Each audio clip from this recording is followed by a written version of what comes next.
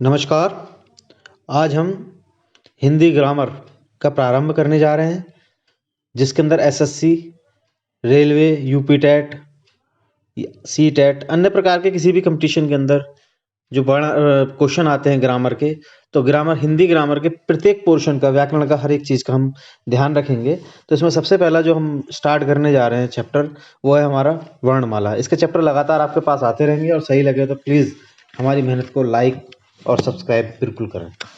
इसके बाद में हम देखते हैं हिंदी वर्णमाला से जो मुख्यतः क्वेश्चन आते हैं हमारे, स्वर, व्यंजन, सघोष, अघोष और आपका अल्पप्राण और महाप्राण से संबंधित ज़्यादा क्वेश्चन आते हैं। तो इसमें हम सबसे पहले बात करते हैं हिंदी वर्णों की। हिंदी में कुल अक्षर अगर देखे जाएं तो 52 अक्षर हैं, जिसमें से बेसिकली 44 अक्षर हैं। 44 में 11 स्वर और 33 व्यंजन हैं। अब हम स्वरों के बारे में जानकारी करें तो सबसे पहले स्वर।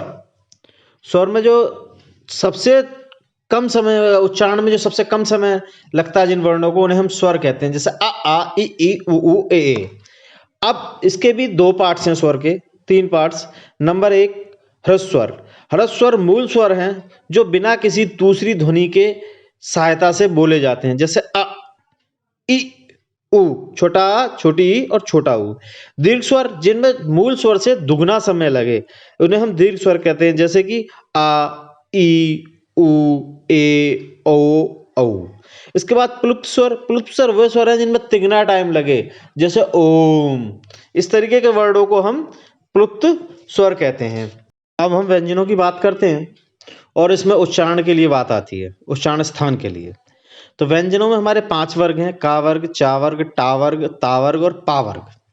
ये 5 हमारे वर्ग हैं, और पांचों में 5-5 अक्षर है, यानी कि 25 अक्षर हैं।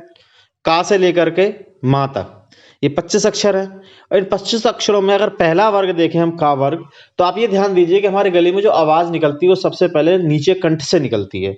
जैसे का, खा, गा, घा, ढ़ा। तो कंठ से निकलने के लिए का वर्ग। तालव्य चा, छा, जा, झा, अणा। हमारी जीभ जो ऊपर तालू से लगती है, इसलिए हम तालव्य कहते हैं। मूर्धन्य, आप कहोगे जी मूर्धन्य क्या है? जब जीवा उल्टी होकर के और तालू से लगे तो उसे हम मूर्धन्य कहते हैं। जैसे टा, ठा, डा, ढा, ढ़ा। तो उसे हम कहते हैं मूर्धन्य। दंत, जिसके बाद देखो मूर्धन्य कंठ से निकले, फिर तालव्य पे आए, फिर मूर्धन्य पे आए। दंत हमारे दांतों से जो टकराए, जैसे ता, था, दा, धा, ना। इसके बाद ओष्ठ, यानी कि दांतों के बाद में हमारे होठ आते हैं, इनको ओष्ठ बोला जाता है हिंदी में। तो इन होठों से या ओष्ठों से जो ध्वनि निकले, वो होता है ओष्ठ का उच्चारण स्थान। जैसे पा, फा, भा, भा, मा। इस प्रकार से ये हमारे वर्ड हैं, इनका उच्चारण स्थान है। ध्यान रखना, अपने आप पे प्रैक्टिकल करना। का से कावर को कंठ से, तावर को तालों से, मूर्धन्य से टा, और दंत से तावर्ग, और ओठ से पावर्ग के लिए। अब इसमें दो चीज आती है, घोष और साघोष। साघोष का खा, ग, घा, ढ़ा, यानी कि शुरू के दो वर्ड पांचों वर्ग के घोष होते हैं, बाकी के 3 वर्ड सघोष होते हैं। का, खा, चा, छा, टा, ठा, ता, था, पा, फा, ये घोष, और बाकी के सारे साघोष। इसके बाद में आता है आपका अल्पप्राण और महाप्राण। अल्पप्राण वो होते हैं जिनके उच्चारण में झटका लगे, और महाप्राण जिनमें पूरी ताकत लगानी पड़े। जैसे क, खा, ग, घा, ढ़ा। ऐसे यानी कि एक अक्षर जो पहला है वो है अल्पप्राण और दूसरा महाप्राण। ऐसे का अल्पप्राण, खा महाप्राण, गा अल्पप्राण, घा महाप्राण, और णा अल्पप्राण। यानी कि जिस शब्द को हर झटके से बोला जाए वो अल्पप्राण, और जिसके अंदर पूरी हवा निकाली जाए वो महाप्राण होता है इन 25 में। इसके बाद आते हैं अंतःस्थ वर्ण। अंतःस्थ वर्णों में य, र, ल, व 4 है, य, र, ल, व। इसके बाद होता है ऊष्म व्यंजन। ऊष्म व्यंजन वो होते हैं जो गर्म सी हवा निकले मुंह से। जैसे शा, शा, शाह, शा, शा, शाह, यानी कि ये है ऊष्म, यानी कि ऊष्मा निकल रही है हमारे मुंह से।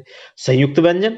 संयुक्त व्यंजन वो हैं जो 2 अक्षरों को मिलाकर बनते हैं। जैसे क्षत्रिय, ज्ञा।